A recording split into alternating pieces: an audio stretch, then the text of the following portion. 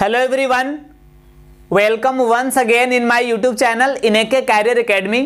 तो देखिए अभी हम लोग क्लास 8 के साइंस को पढ़ रहे हैं, जिसमें चौथा चैप्टर आपको पढ़ाया जा रहा है कपड़े तरह तरह के, रेशे तरह तरह के, यानी different types of clothes and different types of fibres. इसके बारे में हम लोग स्टडी कर रहे हैं। और पिछले वीडियो में हम आपको बताए थे दैट कपड़ों की हिस्ट्री के बारे में, हिस्ट्री ऑफ क्लॉथेज, कि किस प्रकार के रेशे से कपड़े का निर्माण किस देश में सबसे पहले कब शुरू किया गया था और किस प्रकार वहां बुनाई का काम शुरू हुआ था। इस चीज को हम लोग पिछले वीडियो में समझे हैं।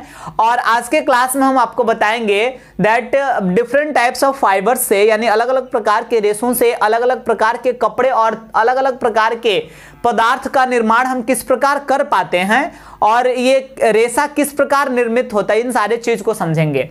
तो आइए स्टार्ट करते हैं। सबसे पहली चीज कि हम आपको बता दें, ये जो रेशा है ये दो प्रकार का होता है। एक होता है प्राकृतिक रेशा यानी नेचुरल फाइबर, और एक होता है संश्लेषित रेशा यानी सिंथेटिक फाइबर। इसे हम कृत्रिम रेशा यानी आर्टिफिशियल फाइबर भी कह सकते हैं। तो देखिए रियल मायने में हम जो कपड़ा पहनते हैं, आप ध्यान से अपने कपड़े में देखिएगा तो आपको दिखेगा कि भाई पतले पतले धागे से मिलकर इसे बुना गया है, और वो जो धागा होता है वो पतले और महीन रेशा से बना होता है, यानी फाइबर से। तो फिर वो फाइबर कैसे बना होता है, इस चीज को हम पहले आपको बता रहे हैं। तो देखिए फाइबर दो प्रकार का अभी बताएं, प्राकृतिक और संश्लेषित। तो प्राकृतिक रेशा की अगर बात किया जाए तो इन्हें प्राकृतिक तरीके से पौधे और जंतुओं के द्वारा प्राप्त किया जाता है, यानी different types of plants and different types of animals के द्वारा जो है हम प्राकृतिक रेशे को प्राप्त करते हैं। जैसे प्राकृतिक रेशे में कुछ एग्जांपल आपको हम बता रहे हैं। जैसे मान लीजिए सूती, जिसको हम कॉटन बोलते हैं, जूट ऊन यानी उल, और फिर रेशम जिसको हम सिल्क बोलते हैं। ये सारे प्राकृतिक रेशा के उदाहरण है, और इसलिए इसको प्राकृतिक रेशा यानी नेचुरल फाइबर बोल रहे हैं, because it is made of natural substances as plants और एनिमल्स। इसका मतलब कि चूंकि हम इसे प्लांट और एनिमल्स से प्राप्त कर रहे हैं, इसलिए इसको हम नेचुरल फाइबर यानी प्राकृतिक रेशा कहेंगे। अब देखिए सूती की अगर बात किया जाए तो एक विशेष प्रकार का प्लांट होता है जिसको हम कपास कहते हैं, और ये इस विशेष प्रकार के पौधे, मतलब जब कपास की खेती की जाती है तो कपास की खेती करने से उसमें जो फ्रूट मतलब डेवलप होता है, वहाँ व्हाइट रंग का कुछ स्ट्रक्चर पाया जाता है, और उसी व्हाइट रंग के स्ट्रक्चर से एक रेशा बनाया जाता है, एक फाइबर का निर्माण किया जाता है जो कॉटन होता है यानी सूती होता है, और इसी कॉटन रेशे से सूती वस्त्र का निर्माण जो है किया जाता है। साथ ही साथ जूट का भी प्लांट ही होता है, जूट का पौधा होता है, और इस पौधे को पहले ड्राई किया जाता है, मतलब इसे पहले सुखाया जाता है, और इसे सुखाकर पहले रेशा बनाया जाता है, फिर उसे धागा बनाकर और फिर उससे विभिन्न प्रकार के कपड़ों का, जनरली जूट से तो वस्त्र नहीं बनता है, जनरली वस्त्र भी आजकल बनाया जा रहा है, बट जूट से जैसे जूट की बोरियां बनाई जाती है, जूट के जो कारपेट्स वगैरह होते हैं उसका निर्माण किया जाता है जनरली। तो जूट से मतलब जूट के पौधे से ही जूट रेशे की जो है प्राप्ति किया जाता है। अब उनकी बात करें तो ये सामान्यतः जंतुओं से प्राप्त किए जाते हैं, जैसे बहुत से भेड़ होंगे या बकरियां होंगी या खरगोश होते हैं, जिनके मतलब जो रोआ होता है, उनका जो बाल होता है, उससे ऊन की प्राप्ति करी जाती है, और ऊन जो है ठंडी के मौसम में हमें गर्मी प्रदान करता है। तो ये भी एक विशेष प्रकार का रेशा होता है जिसका यूज करके ऊनी कपड़े जो है बनाए जाते हैं। अब देखिए रेशम की बात किया जाए यानी सिल्क का, तो ये काफी मुलायम, मतलब बहुत ही अधिक मुलायम रेशा होता है। इसमें मतलब ये जितने भी रेशा है इसमें सबसे अधिक मुलायम रेशा जो है रेशम होता है। काफी अट्रैक्टिव भी लगता है, यानी देखने में भी काफी आकर्षक लगता है, बहुत सुंदर होता है, और सुंदर होने के साथ साथ ये बहुत महंगा भी होता है रेशम। आप देखिए ये मुलायम आकर्षक, आप इस तरह से आप समझ सकते हैं, जैसे बहुत सी लड़कियां बोलती है ना जिसका बाल काफी मुलायम और काफी आकर्षक होता है, वो बोलते हैं ना मेरा बाल एकदम सिल्की सिल्की है। तो सिल्की कहने का मतलब रेशम के जैसे, यानी रेशम जो है काफी मुलायम और आकर्षक होता है, लेकिन ये महंगा भी होता है। देखिए रेशम कैसे प्राप्त किया जाता है, तो रेशम जो है एक विशेष प्रकार के कीट से यानी कीड़ा से प्राप्त किया जाता है। मतलब वो रेशम कीट जो होता है, इसको हम इंग्लिश में बोलेंगे सिल्क वॉर्म।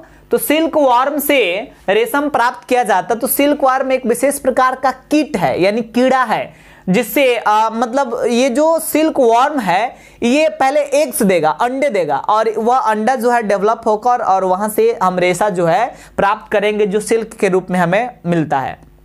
इस प्रकार हम बताएं आपको ये सारे प्राकृतिक रेशों के बारे में और ये किस प्रकार प्राप्त किया जाता है। उम्मीद करते हैं कि ये सब समझ में आ गया होगा आपको।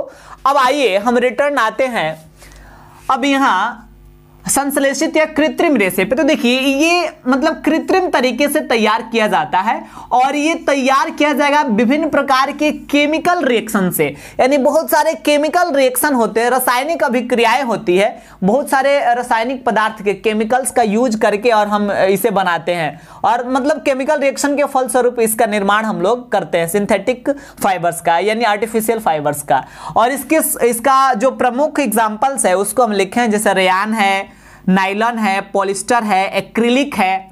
तो देखिए ये सारे कृत्रिम रेशे के यानी संश्लेषित रेशे के उदाहरण है और इन सब के बारे में हम बारी बारी से स्टडी करेंगे। दैट रेयान क्या है, ये किस प्रकार का रेशा है, इसे कैसे प्राप्त किया जाता है और इसके कौन कौन सी यूज है, इस चारों के बारे में हम लोग समझते हैं। तो आइए सबसे पहले हम आपको रेयान के बारे में समझाते हैं।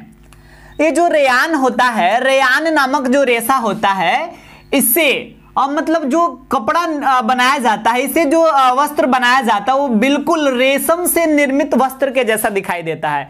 लेकिन आप सोचिए रेशम जो होता है, जो नेचुरल तरीके से प्राकृतिक तरीके से प्राप्त किया जाता है, रेशम से निर्मित कपड़े काफी महंगे होते हैं, रेशम से कपड़े का निर्माण करने में बहुत खर्च आता है। लेकिन अगर रेयान जो है रेशम की अपेक्षा बहुत सस्ता होता है, बहुत चीप होता है। देखिए यहाँ लिखा भी गया कि यह रेशम की अपेक्षा काफी सस्ता होता है और सस्ता होने के कारण आज रेशम के स्थान पे रेयान का यूज अधिक मात्रा में किया जा रहा है। और इसका कारण ये है कि एक तो सस्ता है और दूसरी चीज कि रेयान से निर्मित वस्त्र भी रेशम से निर्मित वस्त्र के जैसे ही दिखाई देते हैं। और यही कारण है कि रेयान को नकली रेशम के नाम से भी जाना जाता है। आपको एक और बात बता दें, 1946 ईस्वी की बात है जब भारत के केरल राज्य में सबसे पहले रेयान का कारखाना स्थापित किया गया था। आपको यह भी चीज ध्यान में रखना है। अब देखिए रेयान के प्रयोग हम लोग समझेंगे, यानी यूजेस ऑफ रेयान। रेयान के कौन कौन सी यूज है, क्या केवल कपड़ा बनाने में इसका यूज होता है कि और भी कोई वस्तु बनाने में इसका यूज किया जाता है? तो आइए इसको भी देखते हैं। तो सबसे पहली चीज कि रेयान का यूज हम वस्त्र उद्योग में यानी टेक्सटाइल इंडस्ट्री में विभिन्न प्रकार के कपड़े बनाने में हम रेयान का यूज करते हैं। तो सबसे पहली चीज ये हुआ।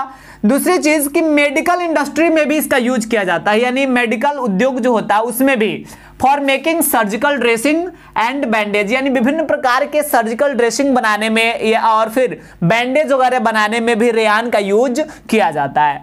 और देखिए रेयान को ऊन के साथ मिक्स करके, ऊल के साथ मिलाकर और उससे कारपेट्स भी बनाया जाता है, यानी दरी होता है ना जो बिछाने वाला नीचे फर्श पे, तो कारपेट्स बनाया जाता है रेयान और ऊन को आपस में मिलाकर। और रेयान को कॉटन के साथ मिलाकर यानी सूती के साथ मिलाकर और बेड शीट बनाया जाता है, यानी ब्लैंकेट्स वगैरह बेड शीट बनाएंगे जो बेड पे बिछाया जाता है। और फिर ब्लैंकेट्स यानी कंबल वगैरह जो होता है उसको बनाने में भी रेयान का यूज कॉटन के साथ मिलाकर किया जाता है। तो ये रेयान का यूज हुआ। अब आइए हम आपको समझाते हैं रेयान के बाद नायलॉन के बारे में। तो देखिए नायलॉन की अगर बात किया जाए तो नायलॉन जो रेशा होता है ये काफी मजबूत, लचीला और काफी हल्का होता है। साथ ही साथ यह चमकीला भी होता है तथा इसका धुलाई करने में यानी साफ करने में भी काफी आसानी होती है। और देखिए मतलब नायलॉन भी वस्त्रों के निर्माण करने के लिए काफी प्रचलित है, बहुत फेमस है। और नायलॉन से न ही केवल कपड़े बनाए जाते हैं बल्कि नायलॉन के और भी बहुत सारे यूजेस हैं। तो आइए देखते हैं नायलॉन के कुछ अन्य प्रयोग को। तो सबसे पहली चीज कि ये काफी मजबूत, लचीला वगैरह है, काफी मजबूत है, इसलिए पैराशूट बनाने में इसका यूज करते हैं। पैराशूट यानी जब काफी ऊंचाई तक जाने के बाद अगर छलांग लगाना होता है किसी व्यक्ति को, तो फिर पैराशूट वगैरह की सहायता से छलांग लगाया जाता है। तो पैराशूट इसी रेशा से, नायलॉन रेशा से जो है बनाया जाता है। या चट्टानों पे चढ़ने के लिए रस्सी वगैरह का यूज किया जाता है, जैसे चट्टान पे रस्सी फेंककर और उस रस्सी को पकड़कर और फिर ऊपर चढ़ा जाता है चट्टानों पर। तो देखिए रस्सी टूटनी नहीं चाहिए, बहुत मजबूत रस्सी वहां होना चाहिए। तो रस्सी मजबूत तब होगा जब वह मजबूत रेशा से बनेगा। तो इसलिए चट्टानों पर चढ़ने के उपयोग में जो रस्सियां लाई जाती है उस रस्सियों को नायलॉन नामक रेशा से ही बनाया जाता है। साथ ही साथ जो जुराबे बनाई जाती है, यानी मोजा जिसको हम बोलते हैं सॉक्स, और फिर पर्दे बनाई जाती है, तंबू इत्यादि बनाने में भी नायलॉन का यूज किया जाता है। हम लोग देखते हैं कार का जो सीट बेल्ट होता है ना, कार का सीट बेल्ट बनाने में भी नायलॉन का यूज किया जाता है। साथ ही साथ कुछ थैला वगैरह के निर्माण में भी इसका यूज किया जाता है। और फिर दांत साफ करने वाला जो ब्रश होता है, ब्रश के ऊपर जो तिनका निकला होता है वो भी नायलॉन के रेशे से ही बनता है, बिकॉज वो काफी लचीला और मजबूत होता है। तो देखिए हम लोग नायलॉन के बारे में भी समझे। अब आइए हम आपको पॉलिस्टर और एक्रिलिक के बारे में भी समझा देते हैं। तो देखिए जो पॉलिस्टर होता है यह भी एक प्रकार का संश्लेषित रेशा ही होता है, और पॉलिस्टर से कपड़े का निर्माण किया जाना द्वितीय विश्व युद्ध के समय से शुरुआत है। सेकेंड वर्ल्ड वार जब हुआ उस समय, सेकेंड वर्ल्ड वार जो है आपको पता ही होगा 1939 से 45 के बीच हुआ था। तो इसी समय इससे पॉलिस्टर से कपड़े का निर्माण किया जाना शुरू हुआ। और देखिए इससे निर्मित जो कपड़ा होता है उस काफी सस्ता होता है। सस्ता तो होता है लेकिन यह आरामदेह नहीं होता, यानी कंफर्टेबल, ज्यादा कंफर्टेबल नहीं होता जितना मतलब कॉटन या सिल्क वगैरह का होता है, उतना कंफर्टेबल ये नहीं होता। और देखिए और भी बहुत सारे अन्य पदार्थ जैसे बोतल वगैरह या प्लास्टिक के पदार्थ है या तार वगैरह बनाने में भी पॉलिस्टर का यूज जो है किया जाता है। और देखिए टेरिलीन की बात किया जाए, पीईटी पेट की बात किया जाए, तो ये भी काफी लोकप्रिय पॉलिस्टर का नाम है। अब देखिए हम बात करते हैं एक्रिलिक का। तो एक्रिलिक की अगर चर्चा किया जाए तो यह ऊन के सदृश ही दिखाई देते हैं, यानी देखने में ये काफी ऊन के समान दिखते हैं, लेकिन वास्तव में ये प्राकृतिक ऊन से निर्मित नहीं होते। मतलब रियल मायने में ये नेचुरल ऊन नहीं होते, भले ही देखने में लगता है वैसा। और देखिए प्राकृतिक ऊन जो है काफी महंगा होता है, और फिर एक्रिलिक से जो कपड़े बनते हैं वो काफी सस्ता होता है। ध्यान दीजिएगा, प्राकृतिक ऊन के समान ही दिखता है लेकिन प्राकृतिक ऊन काफी महंगा और ये काफी सस्ता होता है, जिसके चलते वर्तमान समय में प्राकृतिक ऊन के अपेक्षा एक्रिलिक से ही ऊनी कपड़ों के निर्माण में ज्यादा ध्यान दिया जा रहा है। ऊन के सदृश होने के कारण इस एक्रिलिक से शॉल, स्वेटर, कंबल इत्यादि बनाया जाता है। और आपको बता दें ये संश्लेषित रेशा है और इसे विभिन्न प्रकार के रंगों में चेंज करा जाता है, यानी ये विभिन्न रंगों में भी उपलब्ध होता है। तो इस प्रकार आज के वीडियो में हम आपको समझाएं प्राकृतिक रेशा और संश्लेषित रेशा दोनों के कुछ एग्जांपल्स और वो किस प्रकार निर्मित होते हैं तथा उसका कौन कौन से यूज है। तो आज के वीडियो के लिए बस इतना ही, और अगले वीडियो में हम नेक्स्ट चैप्टर स्टार्ट करेंगे जो है बल, यानी फोर्स के बारे में हम आपको समझाएंगे। बल क्या है और फिर बल एक सदिश राशि कैसे होता है, बल के कौन कौन से इफेक्ट होते हैं, इन सारे चीजों को अगले वीडियो में हम समझाएंगे।